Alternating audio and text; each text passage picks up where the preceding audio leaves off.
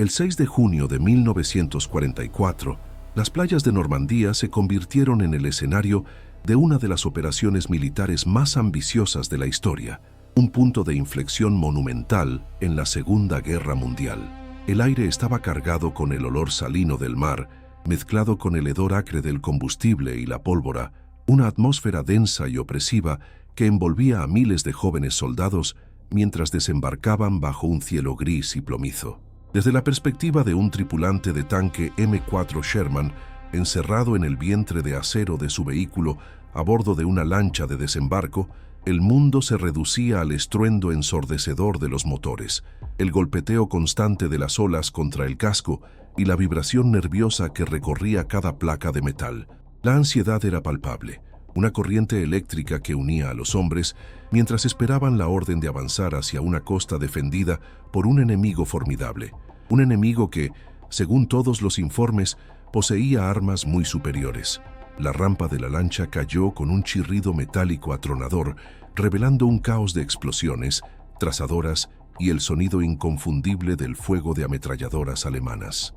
Para estos tanquistas, el bautismo de fuego no era solo una prueba de valor personal, sino el primer enfrentamiento real contra la mitología blindada del Tercer Reich, una prueba donde su denostado Sherman tendría que demostrar si los rumores sobre su inferioridad eran una sentencia de muerte o simplemente una percepción equivocada. La realidad del combate estaba a punto de colisionar brutalmente con las expectativas forjadas en los campos de entrenamiento y en los informes de inteligencia. El contexto que condujo a este momento crucial se había estado gestando durante años, en los campos de batalla del norte de África y las estepas de Rusia. Desde la aparición de los tanques pesados alemanes, como el Tiger Pino, la reputación del M4 Sherman había sufrido un constante deterioro. Los informes que llegaban desde el frente describían al Sherman como un vehículo propenso a incendiarse al ser alcanzado, ganándose apodos sombríos como Ronson, en alusión a un popular encendedor de la época con el lema «Se enciende a la primera, siempre». Esta percepción no era infundada. El diseño inicial del Sherman, con su blindaje relativamente delgado y su cañón de 75 milímetros de baja velocidad, lo dejaba en una clara desventaja en enfrentamientos directos contra los cañones de 80 mm del Tiger y el blindaje inclinado del Panther. Los comandantes aliados eran plenamente conscientes de estas deficiencias, pero se enfrentaban a un dilema estratégico monumental. La doctrina de guerra estadounidense no concebía al Sherman como un cazador de tanques, sino como un vehículo de apoyo a la infantería, diseñado para la explotación de brechas y el avance rápido. La tarea de destruir los tanques enemigos recaía teóricamente en los cazacarros especializados, como el M10 Wolverine. Sin embargo, la realidad del campo de batalla rara vez se ajusta a la doctrina, y los encuentros entre Sherman y los Panzers pesados se volvieron inevitables y a menudo trágicos para las tripulaciones aliadas. La percepción general entre los soldados que se preparaban para el día D era una mezcla de determinación y un profundo respeto, casi temor, por la maquinaria de guerra alemana. Cartas enviadas a casa y diarios personales de la época reflejan esta dualidad. Un sargento de tanques escribió en mayo de 1944: «Nos han dicho que nuestros tanques son suficientes si los usamos correctamente, en número y con tácticas inteligentes. Pero todos hemos oído las historias sobre el 88. Sabemos que un solo Tiger puede detener a una compañía entera de los nuestros. Confiamos en nuestros comandantes y en nuestro entrenamiento, pero no somos tontos». Esta mentalidad pragmática se extendía por toda la cadena de mando. Documentos oficiales de planificación para la Operación Overlord revelan una estrategia que buscaba mitigar la superioridad cualitativa alemana con una abrumadora superioridad cuantitativa y logística. El plan no era enfrentar a un Sherman contra un Tiger en un duelo honorable, sino ahogar al ejército alemán en un mar de acero, apoyado por un dominio aéreo total y una artillería implacable. La expectativa no era que cada Sherman fuera un matador de gigantes, sino que la fuerza combinada de miles de ellos, producidos en masa y fácilmente reparables, desgastaría al enemigo hasta el punto de quiebre. La narrativa de la inferioridad del Sherman se había cimentado no solo en sus características técnicas, sino también en la propaganda alemana. que exaltaba la invencibilidad de sus Panzers. El Tiger, con su silueta imponente y su historial de combate en el frente oriental, se había convertido en un arma psicológica tanto como en una herramienta militar. Para las tripulaciones aliadas, cada avistamiento de un Tiger era un evento que infundía pavor, un monstruo mecánico, cuya sola presencia podía desmoralizar a unidades enteras. Esta guerra de percepciones era tan importante como la batalla física. Los líderes aliados, aunque públicamente mostraban confianza en su equipo, trabajaban febrilmente entre bastidores para encontrar una solución: la introducción de munición de alta velocidad y el desarrollo de nuevas variantes del Sherman, como el Firefly británico armado con el potente cañón de 17 libras, fueron respuestas directas a esta amenaza. Sin embargo, en junio de 1944, la gran mayoría de los tanques que desembarcaron en Normandía eran los modelos estándar, obligados a confiar en el número, la velocidad y el ingenio de sus tripulaciones para sobrevivir y prevalecer. El engranaje industrial estadounidense fue, en última instancia, el factor decisivo que subyacía a la estrategia aliada. Mientras Alemania luchaba por producir unos pocos miles de sus complejos y costosos tanques pesados, Estados Unidos fabricaba Sherman a un ritmo asombroso, superando las 50.000 unidades al final de la guerra. Esta capacidad de producción en masa permitía a los ejércitos aliados absorber pérdidas que habrían sido catastróficas para los alemanes y mantener una presión incesante en todos los frentes. Los comandantes entendían que, aunque pudieran perder varios Sherman por cada Tiger destruido, disponían de un suministro casi inagotable de reemplazos, tanto de máquinas como de tripulaciones entrenadas. Esta lógica industrial, fría y calculadora, era la verdadera arma secreta de los aliados. La estrategia no se basaba en la búsqueda de una bala de plata tecnológica que pudiera igualar al Tiger 1 a 1, sino en la aplicación implacable de una fuerza abrumadora. El soldado en el terreno, sin embargo, no luchaba con estadísticas de producción, sino con el miedo y la incertidumbre de su próximo encuentro, esperando que la doctrina y la logística que lo habían puesto allí fueran suficientes para mantenerlo con vida. La atmósfera en los centros de mando aliados antes de la invasión era de una tensión controlada. Los generales como Eisenhower, Bradley y Montgomery estudiaban mapas y modelos del terreno normando, sopesando cada variable. Sabían que el éxito de la operación dependía de una sincronización perfecta de fuerzas navales, aéreas y terrestres. El papel de las divisiones blindadas era crucial. Una vez que la infantería asegurara las cabezas de playa, los tanques debían romper las defensas costeras y avanzar hacia el interior, evitando que los alemanes pudieran organizar un contraataque blindado efectivo. Los informes de inteligencia indicaban la presencia de varias divisiones Panzer en Francia, incluyendo unidades equipadas con tanques Panther y Tiger. La gran pregunta era, ¿cuán rápido podrían responder? La supremacía aérea aliada fue diseñada para obstaculizar y destruir estas formaciones antes de que pudieran llegar al frente en toda su fuerza. Para la tripulación de un Sherman que avanzaba por la rampa de desembarco, todo este gran esquema estratégico se reducía a una simple y aterradora tarea: sobrevivir al fuego enemigo, cruzar la playa y empezar a luchar en los densos bocajes de Normandía, un terreno que, como pronto descubrirían, presentaría sus propios y mortales desafíos, neutralizando algunas de sus ventajas y exacerbando sus vulnerabilidades.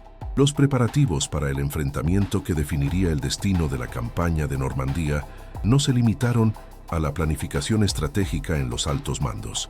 Se extendieron hasta el nivel más íntimo de cada tripulación de tanque. En los meses previos al día D, en los campos embarrados de Inglaterra, las tripulaciones de los Sherman se sometieron a un entrenamiento implacable, diseñado para convertir a 5 hombres en una unidad cohesiva y letal.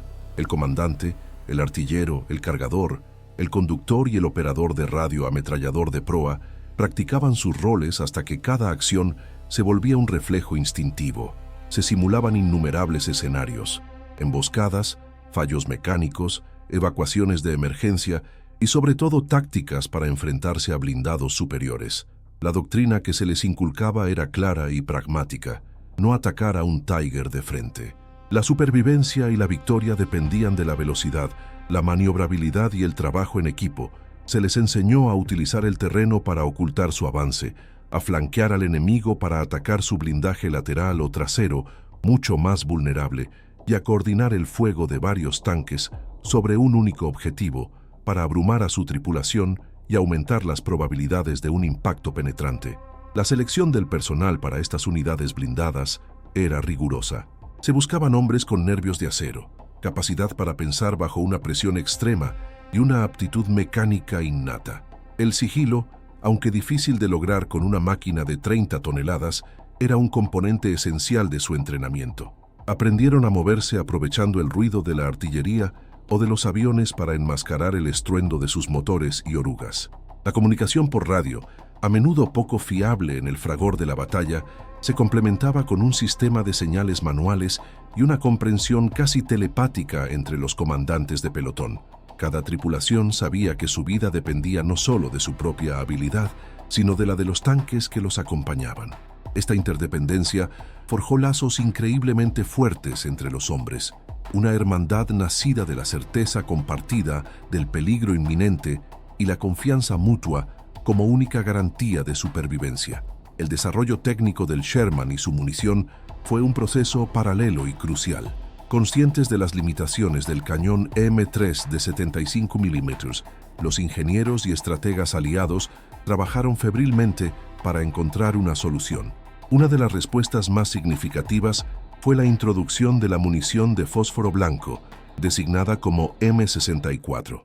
Aunque su propósito principal era crear cortinas de humo o actuar como un proyectil incendiario contra infantería y posiciones no blindadas, las tripulaciones de los Sherman descubrieron rápidamente su utilidad psicológica contra los tanques pesados alemanes. Un impacto de fósforo blanco en la parte frontal de un Tiger, aunque no penetrara el blindaje, podía cegar los visores y la óptica del tanque, llenando el compartimento de la tripulación de humo si las escotillas no estaban perfectamente selladas y, en general, creando pánico y confusión. Más importante aún fue el desarrollo y la distribución de proyectiles perforantes de alta velocidad, como el APCBC, Armor Piercing Capped Ballistic Capped, y posteriormente el HEVAP, High Velocity Armor Piercing. Estos proyectiles, aunque todavía insuficientes para penetrar el blindaje frontal del Tiger a largas distancias, mejoraban significativamente las probabilidades de éxito a distancias de combate más cortas o contra los blindajes laterales. El número de unidades equipadas con estas municiones mejoradas era limitado al principio de la campaña de Normandía, pero su disponibilidad aumentó a medida que la batalla avanzaba. La logística para suministrar estos proyectiles especializados a las unidades del frente, en medio del caos del combate, era un desafío hercúleo en sí mismo, una carrera contra el tiempo y el desgaste para dar a las tripulaciones una oportunidad de luchar en igualdad de condiciones. Mientras los aliados se preparaban para una guerra de desgaste basada en la superioridad numérica y la táctica, los alemanes afinaban su propia doctrina de combate blindado, centrada en la superioridad cualitativa. Las tripulaciones de los Tiger eran la élite de las Panzerwaffe, veteranos curtidos en el frente oriental, considerados maestros en la guerra de tanques. Su entrenamiento enfatizaba el aprovechamiento de las ventajas de su vehículo, el formidable cañón de 88 mm y su grueso blindaje frontal. La táctica estándar alemana consistía en elegir posiciones defensivas ventajosas, a menudo en emboscadas cuidadosamente preparadas, y destruir a los tanques enemigos a larga distancia, mucho antes de que pudieran acercarse lo suficiente como para representar una amenaza. Un comandante de Tiger, como el famoso Michael Whitman, podía destruir una columna entera de tanques aliados sin apenas moverse de su posición. Esta confianza en su superioridad tecnológica, sin embargo, también generó una cierta arrogancia y una rigidez táctica. Los comandantes de Panzer a menudo subestimaban la tenacidad y el ingenio de las tripulaciones de los Sherman, así como la abrumadora fuerza industrial que los respaldaba. No anticiparon la ferocidad con la que los aliados buscarían cerrar las distancias, ni la eficacia de las tácticas de enjambre que neutralizarían su ventaja individual. Los primeros signos de choque, las primeras indicaciones de que la realidad del combate en Normandía sería diferente a lo esperado, llegaron casi inmediatamente después del desembarco. El terreno del bocage, con sus densos setos, caminos hundidos y pequeños campos, resultó ser un ecualizador inesperado. Este laberinto rural limitaba drásticamente las líneas de visión, negando a los Tiger su principal ventaja, el combate a larga distancia. Las batallas de tanques en el bocage se convirtieron en encuentros a quemarropa, a menudo a menos de 100 metros, donde la velocidad de giro de la torreta y la capacidad de adquirir objetivos rápidamente eran más importantes que el alcance del cañón. En este entorno claustrofóbico, la agilidad del Sherman comenzó a brillar. Su torreta de accionamiento eléctrico podía girar 360 grados en solo 15 segundos, mucho más rápido que la torreta de accionamiento hidráulico del Tiger, que necesitaba casi un minuto. Esta ventaja permitía a un Sherman que se encontrara con un Tiger en una esquina o en un camino estrecho disparar primero, un factor decisivo en un duelo a vida o muerte. Las tripulaciones aliadas aprendieron rápidamente a usar el bocage a su favor, convirtiendo lo que parecía una pesadilla defensiva en una serie de trampas mortales para los pesados y lentos Panzers alemanes. El primer encuentro documentado a gran escala, que rompió las expectativas, ocurrió cerca de la ciudad de Villers-Bocage, pocos días después del desembarco. Allí, una columna de tanques británicos, incluyendo Sherman, fue diezmada por un pequeño grupo de Tigers liderados por Michael Whitman. Este evento pareció confirmar los peores temores sobre la superioridad del Tiger. Sin embargo, la reacción aliada fue lo que realmente marcó la pauta para el resto de la campaña. En lugar de retirarse o entrar en pánico, otras unidades blindadas, apoyadas por infantería y cazacarros, convergieron en la zona, acosando a los Tigers, forzándolos a moverse constantemente y negándoles la oportunidad de establecer una defensa estática. Al final del día, aunque las pérdidas británicas fueron graves, varios Tigers también habían sido destruidos o abandonados, no siempre por fuego de tanque, sino por minas, ataques de infantería con armas antitanque o fallos mecánicos inducidos por el estrés del combate constante. Este primer choque brutal demostró a los aliados que, aunque el Tiger era un enemigo formidable, no era invencible. Les enseñó que la clave no era el duelo individual, sino la guerra combinada, la aplicación implacable de todas las armas a su disposición para cazar y destruir a estas bestias de acero, una por una. La preparación psicológica de las tripulaciones del Sherman también implicaba aceptar una dura realidad, la alta probabilidad de ser alcanzados. Por ello, se puso un énfasis extraordinario en los simulacros de evacuación.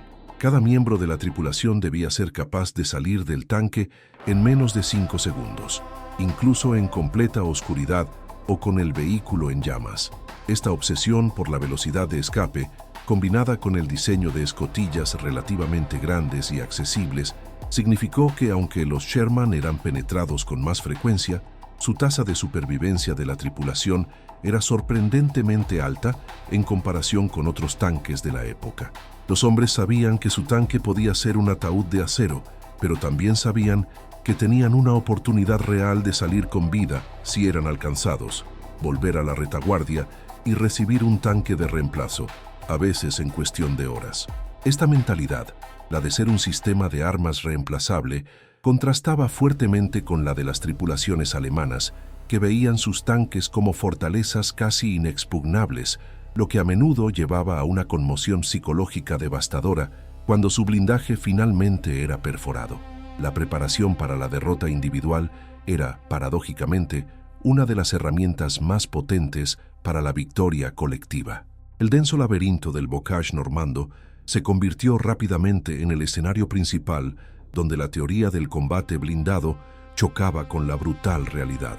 Los primeros choques no fueron batallas campales a gran escala, sino una sucesión de emboscadas mortales y encuentros fugaces en caminos rurales.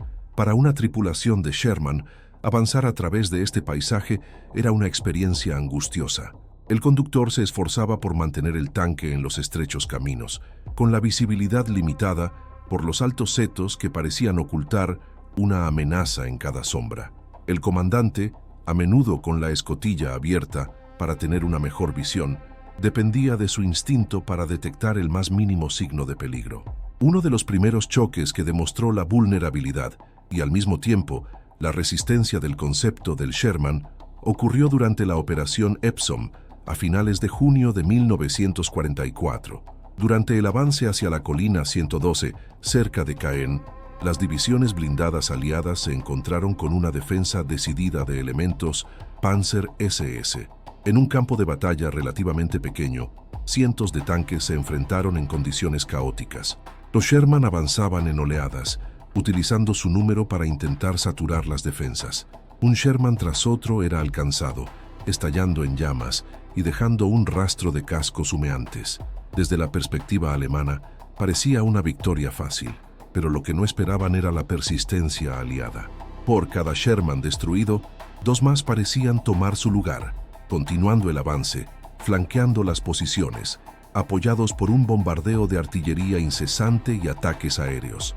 El primer signo de que su superioridad cualitativa no era suficiente fue el agotamiento de su munición y la tensión insoportable sobre las tripulaciones, que se veían obligadas a enfrentarse a un enemigo que simplemente no dejaba de venir, una marea de acero que erosionaba su capacidad de resistir. El aspecto técnico del enfrentamiento también reveló sorpresas. Las tripulaciones de los Sherman, desesperadas por mejorar sus probabilidades, comenzaron a improvisar modificaciones en el campo. La más famosa fue la soldadura de placas de blindaje adicionales en los costados del casco y la torreta. Otra práctica común era colocar sacos de arena o troncos en el glacis frontal.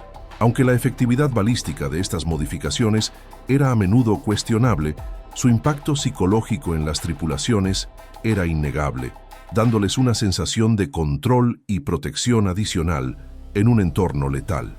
Los equipos de mantenimiento y recuperación trabajaban sin descanso justo detrás de la línea del frente. Un Sherman que había sido inmovilizado o dañado, pero no catastróficamente destruido, era remolcado, reparado y devuelto al combate en un tiempo récord.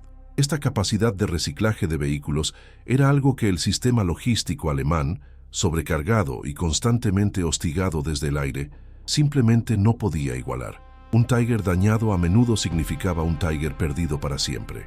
Un Sherman dañado a menudo significaba un Sherman de vuelta en la lucha al día siguiente. La Operación Cobra, lanzada a finales de julio, fue el punto de inflexión.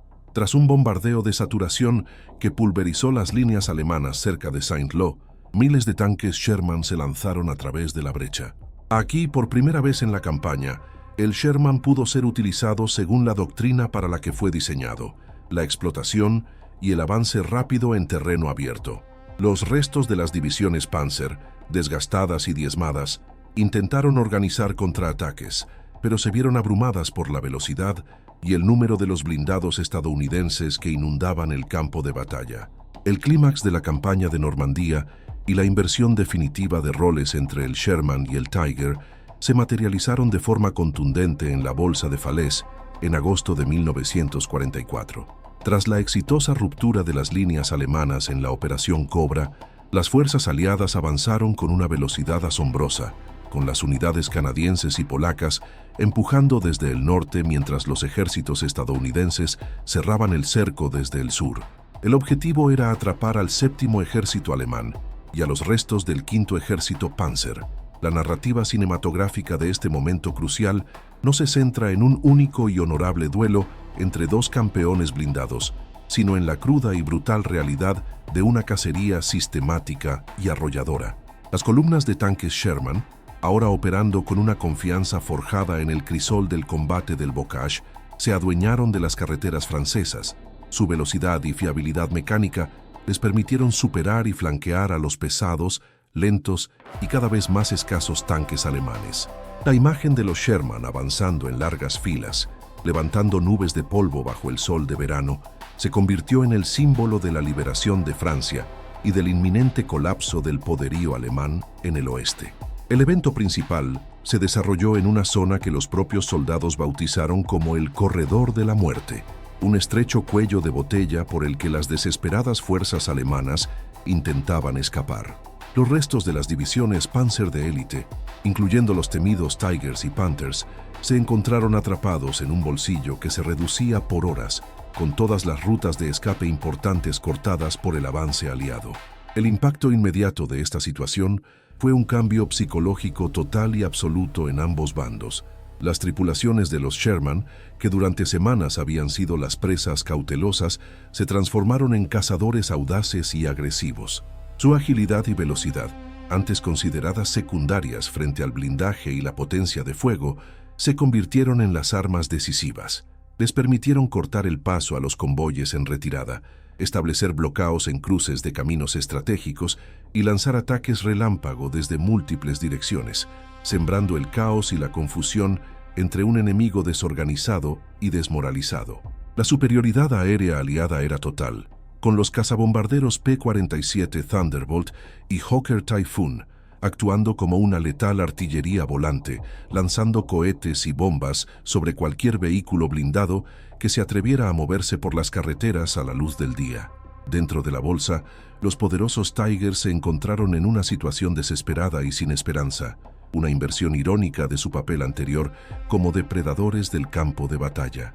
Su formidable ventaja en blindaje frontal y el alcance de su cañón de 88 mm resultaron completamente inútiles en el caos claustrofóbico del cerco. Pronto se quedaron sin combustible, un recurso logístico que los ataques aéreos aliados habían convertido en un bien más preciado que el oro.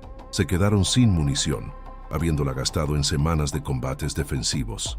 Y lo más importante, se quedaron sin espacio para maniobrar, atrapados en carreteras congestionadas y campos embarrados. Un Tiger inmovilizado, ya fuera por falta de combustible o por un daño mecánico, dejaba de ser una fortaleza para convertirse en un ataúd de acero, un blanco fácil para las tripulaciones de los Sherman. Estas, aplicando con frialdad las lecciones aprendidas, trabajaban en equipos coordinados. Mientras un Sherman actuaba como cebo, atrayendo la atención y el fuego del cañón alemán, otros 2 o 3 maniobraban con rapidez para atacar los vulnerables y mucho más delgados blindajes laterales o traseros del Tiger. El sonido metálico y repetitivo de los proyectiles de 75 mm impactando contra el acero alemán se convirtió en la banda sonora de la victoria aliada. Las estadísticas finales de la bolsa de Falaise son impactantes y sirven como un frío epitafio para el poder blindado alemán en Francia, evidenciando la dimensión del desastre. Se estima que alrededor de 50.000 soldados alemanes fueron hechos prisioneros, mientras que otros 10.000 perdieron la vida en los combates. Las pérdidas materiales fueron aún más catastróficas para la Wehrmacht, un golpe del que nunca podría recuperarse. Cientos de tanques, incluyendo la gran mayoría de los Tigers y Panthers, que habían aterrorizado a las tripulaciones aliadas durante la campaña, fueron destruidos o abandonados en el campo.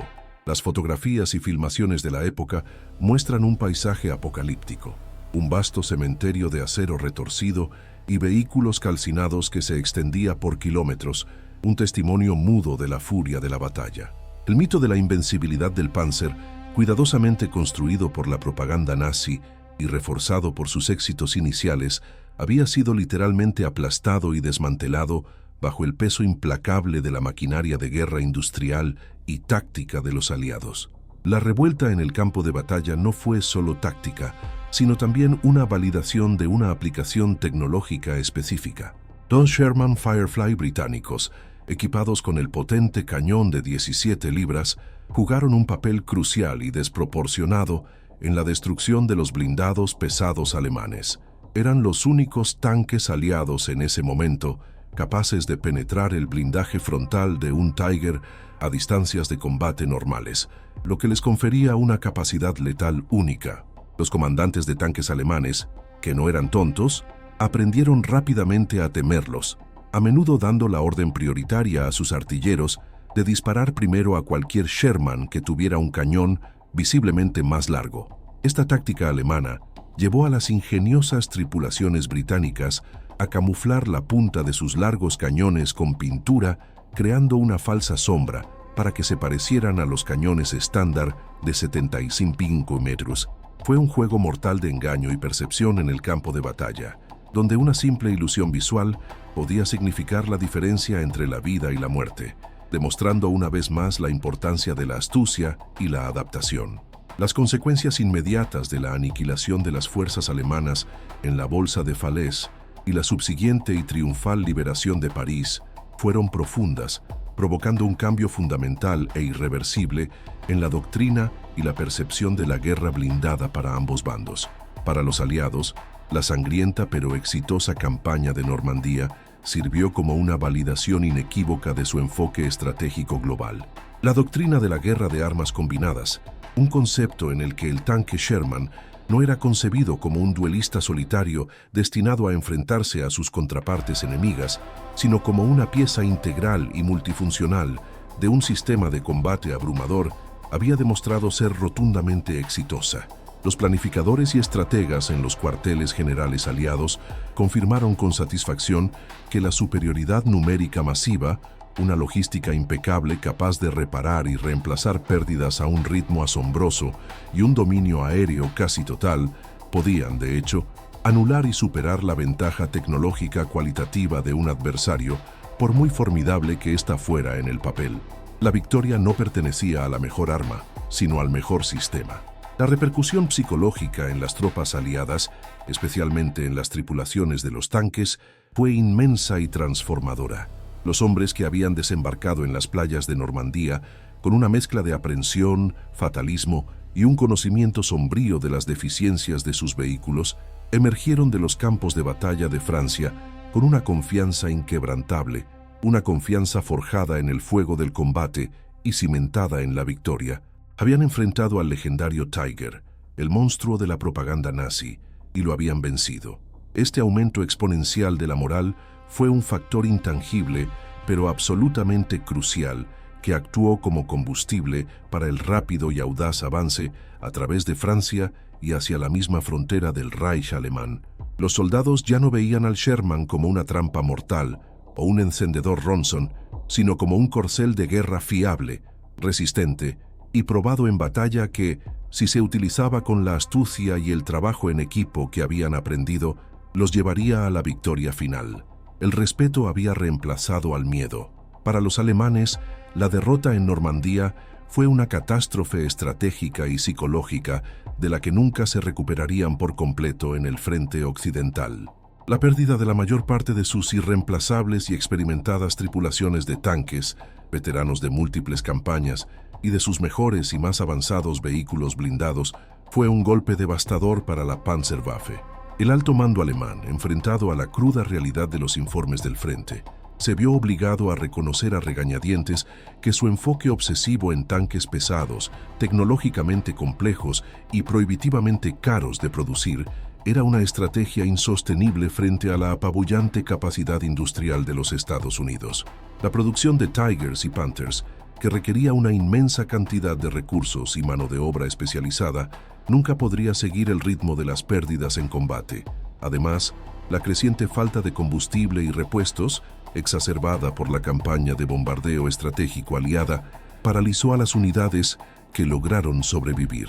En el análisis posterior al evento, realizado por oficiales de inteligencia y estrategas de ambos bandos, las comparaciones de capacidades entre los tanques se volvieron mucho más matizadas y sofisticadas. Si bien nadie discutía que el cañón de 81 mm del Tiger y su grueso blindaje frontal seguían siendo individualmente superiores a cualquier cosa que el Sherman estándar pudiera ofrecer en un enfrentamiento frontal, los analistas militares comenzaron a destacar las ventajas del Sherman, que en el contexto de la campaña habían resultado ser decisivas. Estas incluían su excepcional fiabilidad mecánica, que le permitía mantener largas marchas operativas sin averías, su mayor velocidad estratégica y agilidad táctica, la velocidad superior de giro de su torreta, crucial en combates a corta distancia, y sobre todo, su abrumadora disponibilidad en grandes cantidades. Se reconoció que la pregunta relevante no era ¿es el Sherman mejor que el Tiger?, sino ¿es el sistema de combate basado en el Sherman más efectivo que el sistema de combate basado en el Tiger? La respuesta, escrita con sangre y fuego en los campos de Francia, fue un sí rotundo e indiscutible. Como consecuencia directa de esta nueva realidad, la doctrina blindada alemana comenzó a cambiar drásticamente, impulsada por la pura necesidad. Ante la alarmante escasez de tanques operativos, el ejército alemán puso un énfasis mucho mayor en las armas antitanque portátiles de infantería, como el Panzerfaust y el Panzerschreck, convirtiendo a cada soldado de infantería en una potencial amenaza para un tanque. Asimismo, se priorizó la producción y el despliegue de cazacarros Jagdpanzer, vehículos sin torreta que eran más baratos y rápidos de fabricar que los tanques convencionales. La guerra blindada alemana se volvió cada vez más estática y defensiva, dependiendo de emboscadas cuidadosamente preparadas y posiciones fortificadas, en lugar de las audaces y arrolladoras ofensivas que habían caracterizado la Blitzkrieg en los primeros años de la guerra. El rol del tanque como punta de lanza de la ofensiva estaba llegando a su fin para la Wehrmacht, forzado por las duras realidades impuestas por la imparable marea de acero de los Sherman. El epílogo de la confrontación entre el Sherman y el Tiger no terminó en Normandía, sino que continuó durante el avance hacia Alemania, culminando en la Batalla de las Ardenas en el invierno de 1944. Esta ofensiva sorpresa alemana fue el último gran intento de Hitler por cambiar el rumbo de la guerra en el oeste, y en ella, los tanques pesados alemanes, incluyendo los nuevos y aún más formidables Tiger Sund o King Tiger, jugaron un papel central. La síntesis de las lecciones aprendidas en Normandía fue puesta a prueba de la manera más brutal. Las tripulaciones de los Sherman, aunque inicialmente sorprendidas y superadas en número en puntos clave del frente, no entraron en pánico. Aplicaron las tácticas que habían perfeccionado: la defensa elástica, el uso del terreno invernal para canalizar y emboscar a los Panzers, y la confianza en que el sistema logístico y el apoyo aéreo eventualmente inclinarían la balanza a su favor. Una vez más, la fiabilidad del Sherman en las condiciones heladas de las Ardenas contrastó con las constantes averías mecánicas de los complejos tanques alemanes. Una reflexión posterior a la guerra, encontrada en las memorias de muchos comandantes de tanques de ambos bandos, revela una perspectiva fascinante. Un comandante de Sherman escribió: «Nunca amamos nuestro tanque, pero aprendimos a confiar en él. Sabíamos que nos llevaría allí y nos traería de vuelta la mayoría de las veces, y sabíamos que siempre habría más de nosotros». Por el contrario, un veterano de la Panzerwaffe reflexionó: «Teníamos los mejores tanques del mundo, pero siempre éramos pocos. Por cada uno de nuestros tanques, ellos tenían 20. Luchábamos contra un monstruo de muchas cabezas, una hidra industrial que no podíamos decapitar». Estas citas encapsulan perfectamente la esencia del conflicto: la lucha entre la calidad artesanal y la cantidad industrial, entre el guerrero de élite y el ejército de ciudadanos. El Sherman no necesitaba ser el mejor tanque del mundo, solo necesitaba ser el tanque adecuado para el ejército que ganaría la guerra. El legado del M4 Sherman es complejo y a menudo mal interpretado. No fue un mal tanque, como la mitología popular a veces sugiere, ni fue el mejor. Fue un tanque de compromiso, diseñado para un propósito específico: ser el pilar de un ejército masivo y mecanizado. Su verdadero triunfo no reside en sus especificaciones técnicas, sino en su integración dentro de una doctrina militar y una estrategia industrial superiores. El Sherman fue la encarnación de la filosofía de guerra estadounidense: pragmatismo, producción en masa y poder abrumador. Su historia es una lección crucial sobre cómo se ganan las guerras modernas, no solo con armas superiores, sino con sistemas logísticos, tácticos y productivos superiores. El ridículo inicial se transformó en un respeto ganado a pulso, no por su capacidad para ganar duelos, sino por su capacidad para ganar campañas. La confrontación entre el Sherman y el Tiger dejó una marca indeleble en el diseño de tanques de la posguerra. Los diseñadores aprendieron que un equilibrio entre potencia de fuego, movilidad y protección era esencial, pero que la fiabilidad, la facilidad de mantenimiento y la capacidad de producción en masa eran igualmente importantes. El concepto del tanque de batalla principal, MBT por sus siglas en inglés, que surgió en la década de 1950, es el heredero directo de esta lección. Vehículos como el Centurion británico o el M48 Patton estadounidense buscaron combinar la potencia de fuego para destruir tanques enemigos con la movilidad y fiabilidad del Sherman, creando un vehículo versátil capaz de cumplir múltiples roles en el campo de batalla. El duelo en los campos de Europa enseñó que la especialización extrema, como la del Tiger, era un callejón sin salida estratégico. Finalmente, La historia del Sherman y su victoria sobre el Tiger es una narrativa de venganza tecnológica y militar, pero no en el sentido tradicional de un arma inferior que se vuelve superior.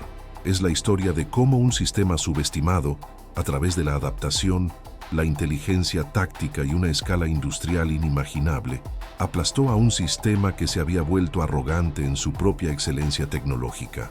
El Sherman no ridiculizó al Tiger, superándolo en una justa, sino haciéndolo irrelevante. Lo ahogó en un mar de acero, lo flanqueó, lo dejó sin combustible y lo cazó sin descanso. La victoria del Sherman fue la victoria de la pragmática y abrumadora lógica industrial sobre el mito del arma maravilla invencible, un legado que define la naturaleza de la guerra moderna hasta el día de hoy. Tras el éxito en Normandía y el rápido avance por Francia, la doctrina aliada que había demostrado su eficacia se consolidó, pero también se enfrentó a nuevos desafíos a medida que la guerra se acercaba a las fronteras de Alemania. El cambio en la percepción del M4 Sherman fue notable. De ser un vehículo visto con escepticismo, pasó a ser considerado el caballo de batalla fiable del ejército. Sin embargo, el alto mando no se durmió en los laureles. El análisis de los combates en Normandía, especialmente los datos sobre las penetraciones de blindaje y las bajas de tripulaciones, llevó a una serie de mejoras urgentes. La más importante fue la introducción generalizada del Sherman Jumbo M4A3E2, una variante de asalto con un blindaje frontal drásticamente engrosado, diseñado para liderar las columnas y absorber el fuego enemigo. Aunque se produjo en cantidades limitadas, su presencia en el frente tuvo un impacto psicológico positivo, proporcionando una punta de lanza más resistente para las formaciones blindadas. Este desarrollo demostró una capacidad de adaptación y respuesta a las lecciones del campo de batalla que contrastaba fuertemente con la rigidez del sistema de producción alemán, cada vez más paralizado. La repercusión psicológica de la campaña de Normandía continuó resonando en ambos bandos. Para las tripulaciones alemanas, la experiencia de ser cazados y superados en número había erosionado la confianza en su superioridad. El término Sherman Angst, miedo a los Sherman, comenzó a circular, no por el temor a un solo tanque, sino por el pánico a ser abrumado por un enjambre de ellos. Los informes alemanes de finales de 1944 describen la tensión constante de enfrentarse a un enemigo que podía permitirse perder 5 tanques por cada uno de los suyos y aún así seguir avanzando. Esta guerra de desgaste psicológico fue tan efectiva como la destrucción física de los Panzers. El soldado alemán en el frente occidental ya no luchaba por la victoria, sino por la supervivencia contra una marea aparentemente interminable de hombres y máquinas, una lucha que sabían que estaban destinados a perder. La moral se desmoronaba bajo el peso implacable de la producción industrial estadounidense. En el lado aliado, la confianza ganada se tradujo en una mayor audacia táctica. Los comandantes de blindados, como el general George S. Patton, aprovecharon al máximo la movilidad estratégica del Sherman para ejecutar maniobras de flanqueo a gran escala, como su famosa carrera a través de Francia. La doctrina del reconocimiento en fuerza, que implicaba usar columnas de tanques para sondear y romper las líneas enemigas, se convirtió en el estándar operativo. Esta agresividad a veces resultaba en grandes pérdidas, pero mantenía la iniciativa y no daba al enemigo tiempo para reagruparse y establecer defensas sólidas. El Sherman, con su fiabilidad mecánica superior, era el vehículo perfecto para este tipo de guerra de movimiento de alta velocidad, capaz de cubrir cientos de kilómetros con un mantenimiento mínimo en comparación con sus contrapartes alemanas, que eran propensas a averías. La comparación de capacidades continuó evolucionando con la introducción de nuevas tecnologías. La llegada en mayores cantidades del proyectil HEVAP, High Velocity Armor Piercing, apodado Hyper Velocity, para el cañón de 76 mm del Sherman, dio a las tripulaciones una capacidad mucho mayor para enfrentarse a los Panthers y Tigers. Aunque todavía no era una garantía de éxito, especialmente contra el blindaje frontal a larga distancia, niveló significativamente el campo de juego. Al mismo tiempo, los alemanes introdujeron el formidable tanque pesado Tiger II, o Königstiger. Sin embargo, Este monstruo de casi 70 toneladas era un desastre logístico, consumía enormes cantidades de combustible, era extremadamente lento y propenso a fallos mecánicos catastróficos en su transmisión. A pesar de su poder de fuego y protección casi impenetrables, se produjeron muy pocos, y su impacto estratégico fue insignificante. Representó la culminación de la filosofía de diseño alemana y también su fracaso final. El análisis de las consecuencias de Normandía también reveló la importancia crítica de la recuperación y reparación de vehículos. Los equipos de mantenimiento aliados, conocidos como Ordnance Corps, realizaron milagros a diario. Un Sherman que sufría daños en combate a menudo era remolcado del campo de batalla esa misma noche, reparado en talleres de campaña improvisados y devuelto a su unidad en cuestión de días, a veces incluso horas. Esta capacidad de resucitar a sus tanques significaba que la fuerza de combate efectiva de las divisiones blindadas aliadas se mantenía constantemente alta. Para los alemanes, la pérdida de un Tiger o un Panther era casi siempre permanente. La falta de vehículos de recuperación pesados, la escasez de repuestos y la amenaza constante de los ataques aéreos hacían que la reparación en el frente fuera una tarea casi imposible. La guerra no la ganaba solo quien destruía más, sino quien reemplazaba y reparaba más rápido. A medida que la guerra avanzaba hacia su fase final en 1945, la superioridad del sistema de combate aliado, con el Sherman como su núcleo, se hizo abrumadora. La doctrina de armas combinadas se había perfeccionado hasta convertirse en una máquina de guerra increíblemente eficiente. Las columnas de Sherman ya no avanzaban solas, sino como parte de un ecosistema letal.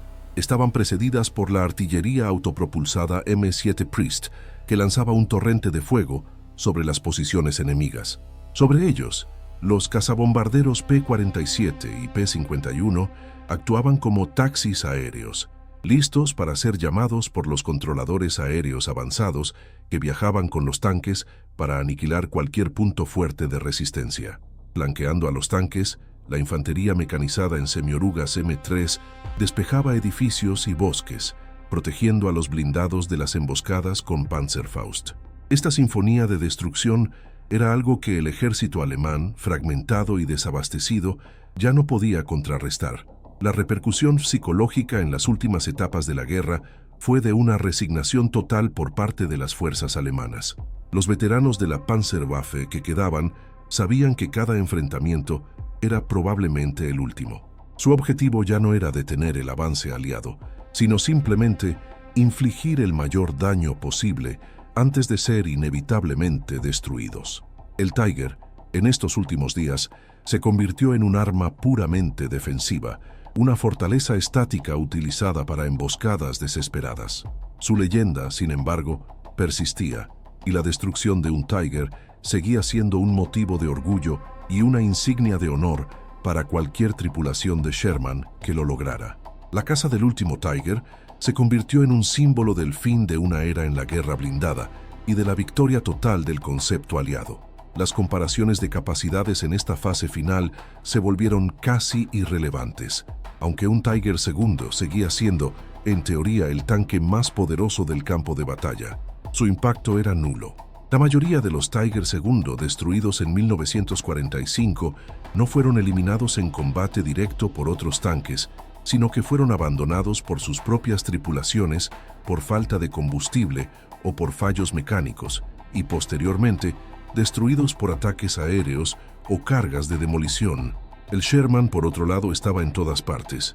Cruzó el Rin sobre puentes de pontones, luchó en las calles de las ciudades alemanas y estuvo presente en la conexión final con las fuerzas soviéticas en el río Elba.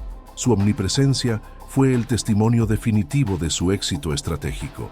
Demostró que la mejor arma es la que está disponible en el lugar y momento adecuados, en cantidades suficientes para marcar la diferencia. El análisis posterior al evento, realizado por historiadores y estrategas militares durante décadas, ha cimentado la comprensión de por qué el sistema del Sherman prevaleció. El historiador militar Max Hastings señaló que la obsesión alemana por la calidad sobre la cantidad fue un error estratégico fundamental en una guerra total industrial. Estados Unidos y sus aliados, Entendieron que la suficiencia en calidad, combinada con una abrumadora superioridad en cantidad, logística y apoyo, era la fórmula ganadora. El Sherman no era un arma perfecta, pero era el arma suficiente. Su diseño simple no era un defecto, sino una virtud que permitía su producción en masa y su fácil mantenimiento por parte de soldados con una formación relativamente básica. La experiencia de combate también forjó una nueva generación de líderes y tácticos blindados en el ejército estadounidense. Hombres que habían comenzado como tenientes al mando de un pelotón de Sherman en Normandía, terminaron la guerra como mayores y coroneles al mando de batallones y regimientos. Aprendieron las duras lecciones del combate contra un enemigo formidable y desarrollaron las tácticas y la doctrina que definirían la guerra blindada estadounidense durante la Guerra Fría. La experiencia de enfrentarse a los Tiger y Panther con un tanque teóricamente inferior les enseñó la importancia de la iniciativa, la maniobra, la inteligencia y el trabajo en equipo por encima de la simple fuerza bruta, lecciones que se volvieron fundamentales en el pensamiento militar de la posguerra. El epílogo de la gran confrontación blindada de la Segunda Guerra Mundial se escribió en los campos de pruebas y en las mesas de diseño de la posguerra, donde las lecciones aprendidas con sangre y acero se tradujeron en la próxima generación de vehículos de combate. La síntesis final de las lecciones aprendidas del Sherman y el Tiger fue clara. El futuro no pertenecía ni al tanque pesado e inflexible, ni al tanque medio subarmado, sino a un nuevo concepto que combinara lo mejor de ambos mundos.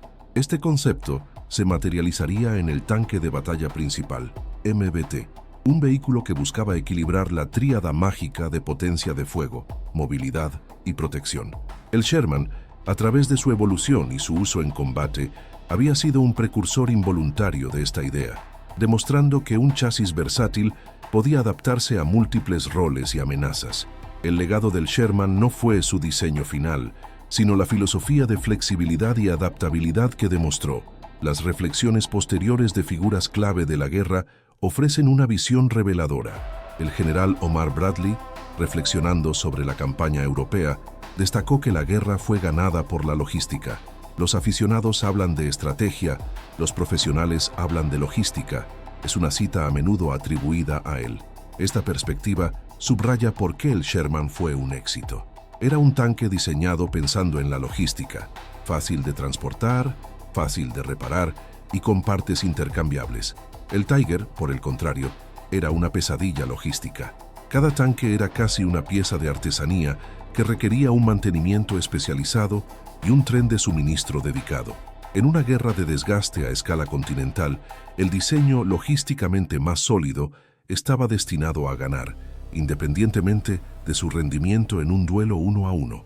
El legado cultural del Sherman es tan complejo como su historial de combate. En la memoria popular, a menudo ha sido eclipsado por el aura mítica del Tiger, perpetuada en películas y documentales que se centran en la disparidad técnica. Sin embargo, para los veteranos que lucharon en ellos y para los historiadores que entienden el panorama general, el Sherman es el verdadero símbolo de la victoria aliada. Representa el poder industrial de una democracia movilizada, la tenacidad del soldado común y la inteligencia de una doctrina que valoraba el trabajo en equipo por encima del estrellato individual. La historia del Sherman es la historia de cómo se ganó realmente la Segunda Guerra Mundial, no con armas maravilla, sino con una producción abrumadora, una logística superior y la valentía de millones de hombres equipados con herramientas lo suficientemente buenas para hacer el trabajo. Una cita anónima pero ampliamente difundida de un oficial de artillería alemán capturado resume perfectamente la perspectiva enemiga. La primera vez que vi un Sherman en el norte de África me pareció inferior. La última vez que vi uno en Alemania, miles de ellos estaban pasando sobre nuestras tumbas. Esta reflexión encapsula la trayectoria completa de la percepción del tanque. Lo que inicialmente parecía una debilidad, su simplicidad y número, se reveló como su mayor fortaleza estratégica. La capacidad de los aliados para desplegar una fuerza blindada masiva y mantenerla en funcionamiento a través de miles de kilómetros de territorio hostil fue el factor decisivo que el alto mando alemán subestimó fatalmente. El Sherman no ganó por ser mejor, sino por estar siempre allí. Finalmente, El epílogo de esta historia de supremacía tecnológica y militar es una reflexión sobre la naturaleza misma de la innovación en tiempos de guerra. Alemania apostó por saltos tecnológicos cualitativos, creando armas que eran obras maestras de la ingeniería, pero estratégicamente defectuosas. Los aliados, y en particular Estados Unidos, apostaron por la innovación incremental y la optimización de la producción. Mejoraron constantemente el Sherman, introduciendo nuevos cañones, suspensiones y tipos de munición, pero sin sacrificar nunca la capacidad de producirlo en masa. Esta filosofía de evolución sobre revolución demostró ser mucho más robusta y efectiva en el contexto de una guerra total. El Sherman no fue ridiculizado hasta que aplastó al Tiger, fue subestimado hasta que el sistema que representaba aplastó al sistema que el Tiger encarnaba. La reflexión final sobre el legado del M4 Sherman y su confrontación con la élite blindada alemana nos lleva a una comprensión más profunda de la victoria en la guerra moderna. El Sherman se erige como un monumento al pragmatismo. Su diseño no aspiraba a la perfección, sino a la suficiencia. En un conflicto donde las máquinas eran consumibles, la capacidad de reemplazar rápidamente las pérdidas era más valiosa que la invulnerabilidad teórica. Cada Sherman destruido era una tragedia para su tripulación, pero desde una perspectiva estratégica, era una pérdida aceptable y fácilmente reemplazable. El sistema industrial estadounidense podía producir docenas de Sherman en el tiempo que le tomaba a la industria alemana fabricar un solo Tiger. Esta disparidad fundamental en la filosofía de producción fue el verdadero campo de batalla donde se decidió la guerra blindada, mucho antes de que los tanques se encontraran en el terreno. Las lecciones aprendidas de esta confrontación se grabaron a fuego en la doctrina militar de la posguerra. El concepto de que la cantidad tiene una calidad propia se convirtió en un pilar del pensamiento estratégico durante la Guerra Fría. La OTAN y el Pacto de Varsovia planificaron escenarios de guerra basados en la expectativa de enfrentamientos masivos de tanques en las llanuras de Europa, donde el número, la logística y la capacidad de reemplazo serían tan importantes como el rendimiento individual de los vehículos.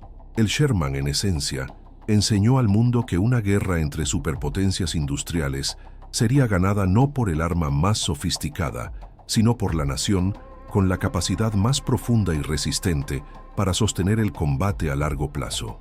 El legado del Sherman también reside en su increíble versatilidad.